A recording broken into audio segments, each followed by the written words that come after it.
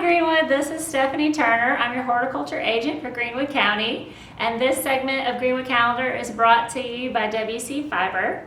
And today we were talking about an activity that all of those lawn lovers like to do in springtime is put down some product to control your weeds. I like to say the little weed armies have two invasions. We got a summer invasion and a winter invasion. And so all those bright green items that are popping up in your lawn right now are from the winter invasion. They're going to finish out their life cycle. They're setting seed. They're blooming now. And they're going to finish that out at this time of year. And they'll be gone when the weather starts to warm up. What you would be applying a pre-emergence herbicide for at this point of the year is for those summer weeds. So think about your crabgrass and items like that. So those ones that will germinate now as the spring weather gets warmer and then grow in your yard through the summertime while your lawn is your warm season lawn is actively growing. So I wanted to talk to you a little bit about how to use these pre-emergence herbicides. When you go and choose a product to use, it's very important that you look at all of the labeling on the product. We are very busy, I understand, and sometimes folks like to go straight to the rate of application and stick it in their spreader or attach their hose and go. But it's very important to read the entire label so that you make sure you get the best use of your money for that product. Some examples of that will be on the label. It will say which weeds specifically that product controls, because not all products are created equal. I have a product here that has listed 3 different categories of weeds that it controls, and some are listed as controlled, some are listed as partially controlled, and some are listed as suppressed. So if you have a particular weed that you know comes up in your yard every year and is a problem, you want to make sure that it's in that controlled box, or perhaps choose a different product. Another good tip is if you read the label thoroughly, it will give you some other suggestions for best practices when applying that product. For instance, this product says that for best results, you should apply it within a few days after mowing, and then delay mowing again for another few days after the application. That's a good tip to make sure your efficacy of your product is there when you're applying it. Another one that a lot of people miss is that most of these products will require you to irrigate or water them in.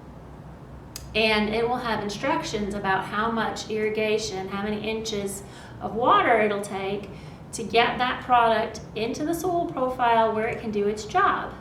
And it is going to, these pre-emergence herbicides, a lot of them are just going to keep that weed from getting established from seed. So it's sort of, a lot of them will attack, say, the root growth of that little tiny seedling as it sprouts. And so you also want to look at some of these cautionary statements on the label that talk about, if you're seeding your lawn, or if you're doing anything with turf establishment, you want to be cautious about when and how you apply these products, because they can last for a long time and you can be not effective in your turf establishment activities because you've applied this product. Another thing that some of these labels will say will be to avoid disturbing the soil after you apply a product like this.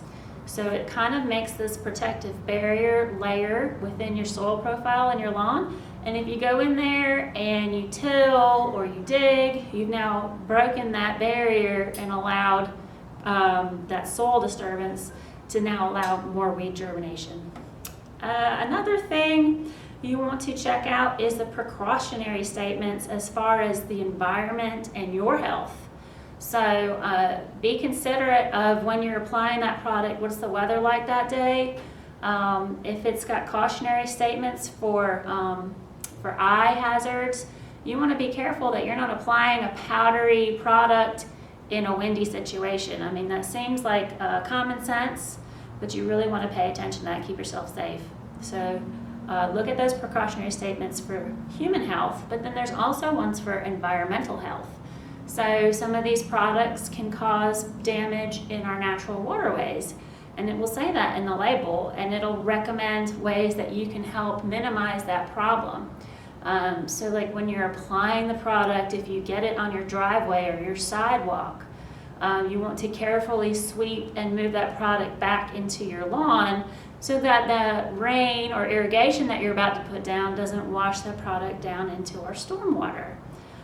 So these are just a few of the things that you can find on the product label. Don't skip straight to that application rate and how to apply. Make sure you read the rest of it, because there may be something in there that will be very helpful to you, will save you money, make sure you're using the product properly. And the label is the law, so we all have to follow the label so that we are following the law. One more thing, it might have on the label some precautions about sensitivity. Maybe some of your plants in your landscape might be sensitive to that product. So like this product has a box here with different plants that are sensitive to this product, so you want to keep it away from those plants, and it lists things like common things you might have in your garden, like a hydrangea or a purple coneflower. So that's, very important. We don't want any husbands and wives getting in arguments about what did you do to my purple coneflower with your weed control. So make sure you read the label thoroughly. If you don't know where to start with which product to select, we have a lot of information on our website, hgic.clemson.edu. We have fact sheets on weed management and warm season lawns, which is what most of us here in the Greenwood area have, is warm season lawns. So you can go on that fact sheet and see recommendations for pre-emergence herbicides, active ingredients, and some examples of product brands that have those active ingredients. When you go to the store, it may be hard to find the active ingredients. On a label, this is something like this. The active ingredient is a very tiny little box on the front of this packaging. On this packaging, it's a nice centered, larger box. So just have to look for that active ingredient because not all retail outlets will have all brands that maybe we have listed as an example, but the active ingredient is listed, and that is what you're looking for specific situations. The other thing, besides knowing which weeds you're trying to control, you want to know which turf the product is labeled to be used on.